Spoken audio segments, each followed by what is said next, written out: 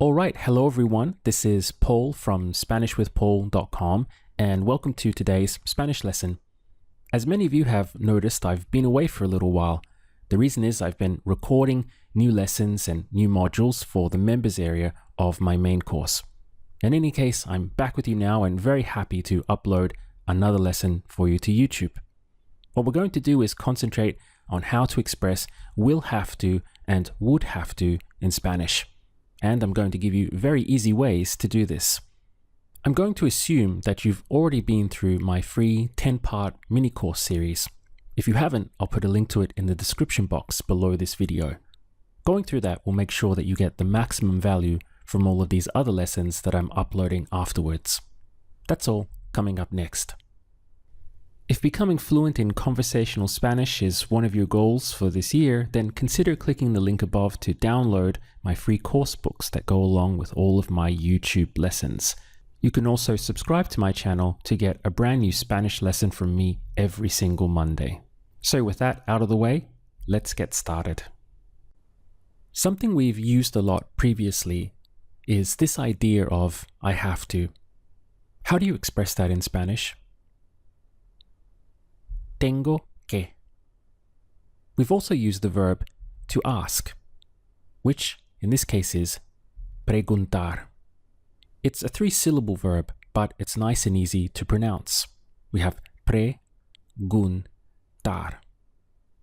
If we want to express to ask him or to ask her, in Spanish, what they literally say is to ask to him or to ask to her.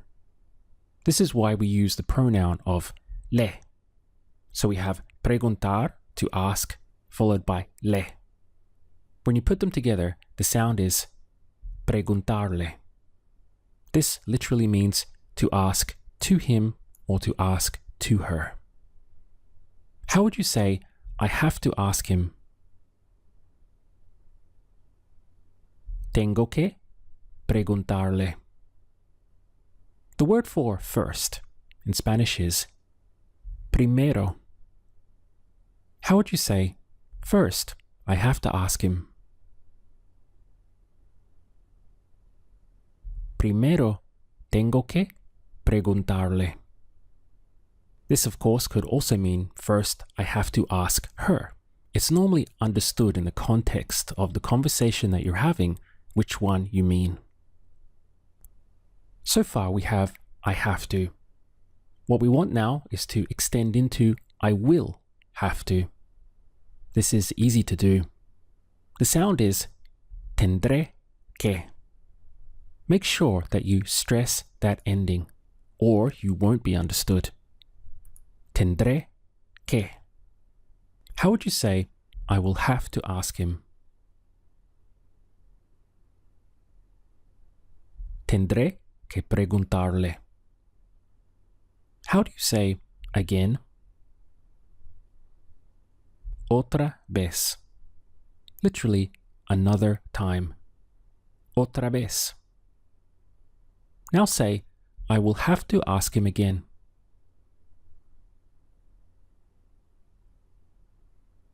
Tendré que preguntarle otra vez.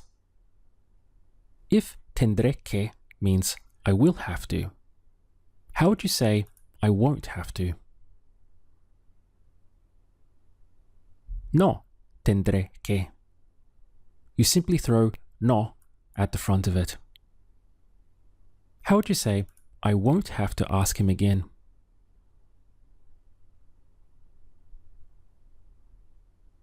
No tendré que preguntarle otra vez. To express at least in Spanish is al menos. How would you say, at least I won't have to ask him again?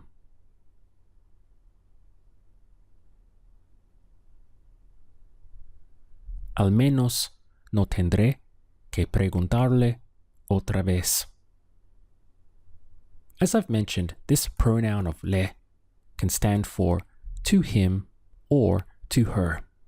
Both are covered with le. How would you say, I will have to ask her first? Tendré que preguntarle primero. Something else we've used previously is I know. This is simply sé. How would you say I don't know? No sé. And how do you express where it is? ¿Dónde está? I don't know where it is. No sé dónde está. Let's use it in a longer sentence. I will have to ask her first because I don't know where it is.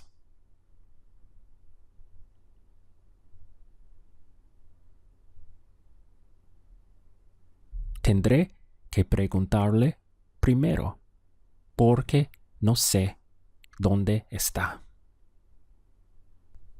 So far, we've been working with tendré que for I will have to and no tendré que for I won't have to. A verb we've used a lot is to do or to do it. How would you say that in Spanish?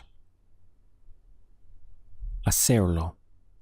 So here we have hacer, the verb to do, followed by lo, meaning or standing for it. Hacerlo. How would you say, I won't have to do it again?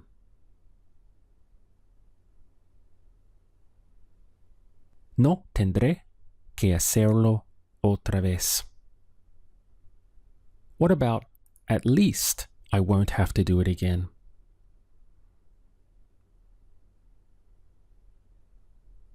Al menos no tendré que hacerlo otra vez. Something you hear a lot in the expressions of Spanish-speaking people is this idea of thank God. We also use this a lot in English. In Spanish, it's gracias a Dios. How would you say, thank God I won't have to do it again?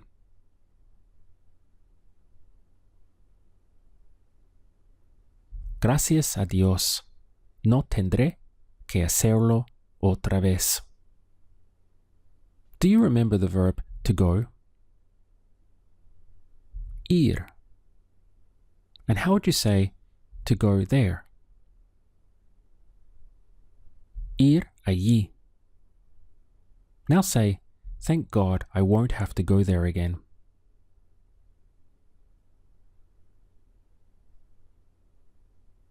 Gracias a Dios, no tendré que ir allí otra vez. So now we have I have to, tengo que, and I will have to, tendré que.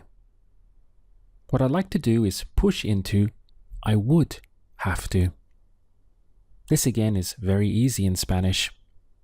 The sound is tendría que. You have a stress point again in this over the I, tendría.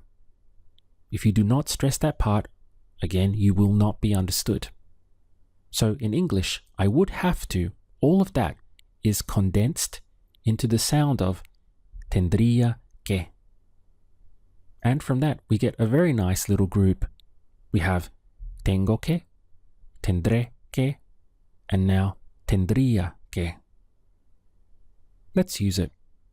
How would you say, I would have to ask him? Tendría que preguntarle. I would have to ask him first because I don't know where it is.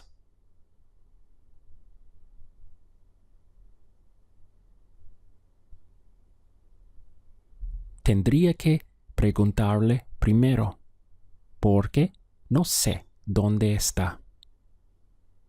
How would you say, first I would have to ask her? Primero tendría que preguntarle. What's the verb to speak? Hablar. And to express with them, some of you will already know this, it's con ellos. How would you say, I would have to speak with them first?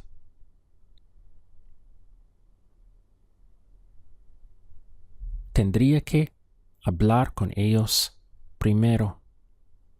How would you say, I will have to speak with them first? Tendré que hablar con ellos primero. Because I don't know where it is.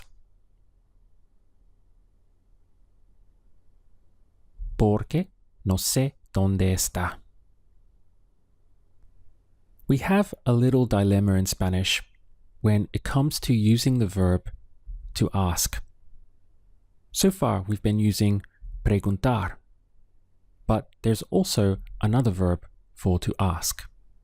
That is pedir. So we have a question of preguntar or pedir. For example, let's compare these sentences. I'll ask how much it is, and I'll ask him for permission. Notice that in English, in both cases, we're using the verb ask. However, in Spanish, in the first sentence, it's correct to use preguntar, and in the second sentence, it's correct to use pedir. They're not interchangeable. Now, how to know when to use which one or which one is correct is really the topic of another lesson. But just to give you a rough view of it or a rough understanding, whenever you're asking for some kind of information, for example, how much it is, where it is, how do you do it, so you're asking for information, you're going to go with the verb preguntar.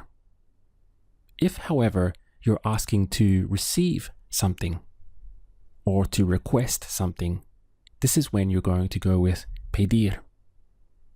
With a little practice, it becomes automatic and second nature. Now, something that we could request could be permission. In Spanish, this word is permiso. And if we wanted to express, first I have to ask for permission. In Spanish, what they literally say is, first I have to request permission. This is why you will go into the verb of pedir, because you are asking to receive something.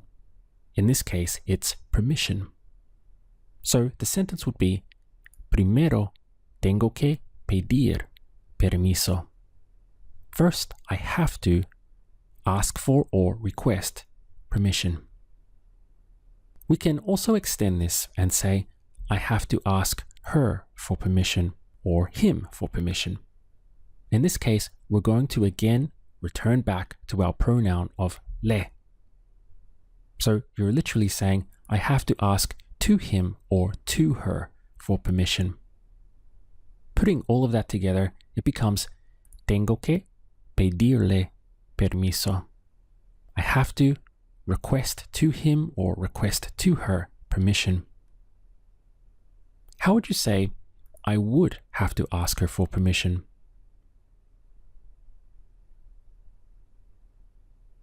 Tendría que pedirle permiso. What about, I will have to ask her for permission? Tendré que pedirle permiso. I would have to ask her for permission first.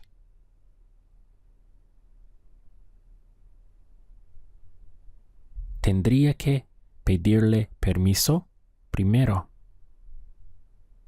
What about, at least I won't have to ask her for permission again?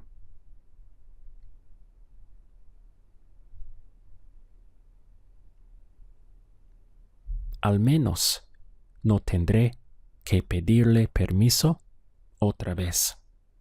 With these longer sentences, it's very important not to rush. Pause the video and think it out step by step.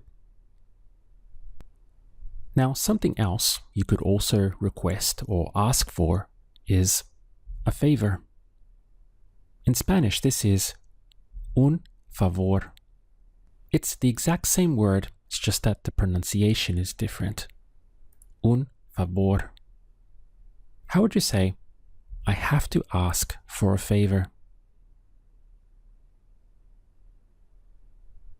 Tengo que pedir un favor. What about I have to ask him for a favor?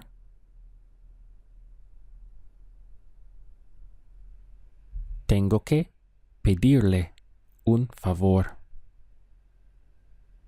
I will have to ask him for a favor. Tendré que pedirle un favor. And what about this one? First, I would have to ask him for a favor.